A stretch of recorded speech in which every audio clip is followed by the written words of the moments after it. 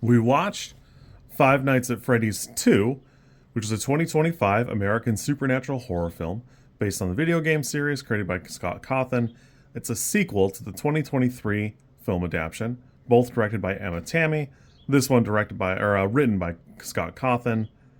It follows right after a year from the first film, and it follows Abby Schmidt as she sets out to reconnect with her animatronic friends, leading to the events that reveal the origins of Freddy Fazbear's Pizza. This one does a really fantastic job in a lot of ways. One of the bigger ones for me is I didn't really catch at first that it's a period film.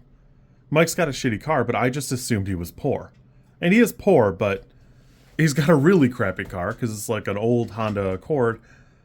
And I just assumed it was really, really old, and it's less old than I thought it was. But somehow being set in the early 2000s really does work. You can tell during the movie, it's not just reading the description, because the preamble of the film is like 1982, and then it says outright that it goes 20 years forward. I thought this is good. It's interesting to me how many critics have bashed the film. It's got a really low score right now on Rotten Tomatoes, but that's actually pretty par for the course if you consider how the first one was received. And the first one takes a long time to get running.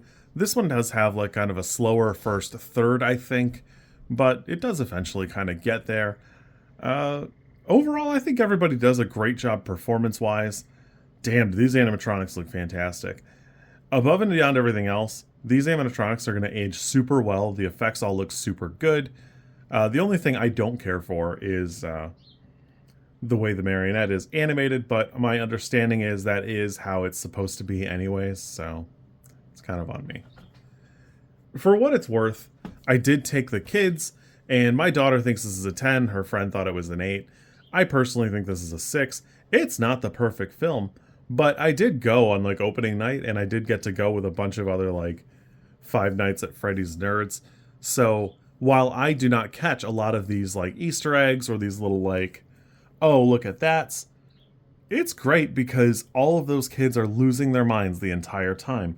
You can tell that it was crafted with a lot of care and a lot of actual interest. It helps that Scott Cawthon wrote it, though I will admit, while the first one is a closed loop, you could end it there and be just fine. This one definitely feels like a part 2 of what's supposed to be 3 parts. If you take nothing else from this movie, there is a mid-credits, or in the review rather, there is a mid-credits scene and there is a post-credits scene. Both of them are somewhat important. I'm sure they'll like leak online here in a week, but I saw the mid-credits scene, I didn't see the post-credits scene, and most people had left by the time I had, so I know that not a lot of people know about it. There's just a lot going on story-wise here. It almost feels like there's 2 characters extra hanging out. Above and beyond, Josh Hutcherson has like a buddy who pops in and out, but kind of seemingly random times during the movie. Even Vanessa's storyline seems like it's taking a long time to move forward. Abby's thing is, it's very bullheaded, but it's kind of Mike's fault because he doesn't like take any real interest or do anything about it. So it takes basically a pretty predictable course. There's nothing inherently about this movie that's going to go, wow, I've never checked it out. That doesn't come directly from the games. And as far as like having a muddled storyline, I will admit that for a video game series that I wouldn't have understood without the 3-hour like dissertation like video essay over at Game Theory, I don't know that I would have understood a lot of the things going on either. Because it introduces like a lot of bits and pieces, and there's a lot of like commentary going on here and there, like just the little things that I caught. I understand. There's just a lot going on. The movies are not the perfect medium for this, but as video game movie sequels go, I think this stays pretty consistent in quality.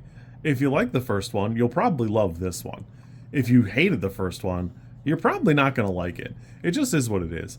You don't have to watch every movie, and I can say with pretty clear certainty that if you don't like this, it's silly for you to have gone there expecting to have enjoyed it, because it kind of is what it is. Being PG-13 limits somewhat the scope of the carnage you can have. Although I will say, there are a couple kills that look fantastic here. There's not even that many of them. But they're framed super well. I think the lighting is really good. The framing looks good. And again, these effects look fantastic. The Jim Henson Company still has it. And my understanding is there's like 5 or 6 of the suits that people like physically walk around in, and they look great. As where it could have been just like a CG rendering and like dropped in or something like that, these things look great. There's kind of conflicting reports because Tammi and Matthew Lilliard have gone kind of back and forth as to whether there will be a third movie, and some reports say that they signed for 3, so I'm expecting there to be a third one. I'd be kind of surprised if it didn't happen. It could really go either way, but Jason Blum's been pretty clear that he likes this franchise and wants to see something more out of it, and we've certainly seen a lot of sequels here in Blumhouse. Again, this movie's like a 6 for me. I don't know that I thought it would be as good as it is. It probably could be an 8 realistically. I did really enjoy it, but I understand it does have like some flaws. The pacing's a little off, and there are a couple times when it kind of seems like a character just runs off. And again, it seems like just an extra couple of characters hanging out. Though, Wayne Knight is a fantastic addition. I love seeing him again in a similar enough situation that he was in Jurassic Park. For one thing before I go look at that nightmare scene if you get a chance with Vanessa, because it's played with 2 actors but like 3 outfits, and it's when she's a kid and she runs by and all the paintings are about head level, and then again she runs back but she's as an adult and it's also at head level, and then obviously there's a costume change. But man, that looks great for Tammi, who has not had like a ton of horror directing and other things under her belt. This looks great. I'm stunned how great this looks. It's super good.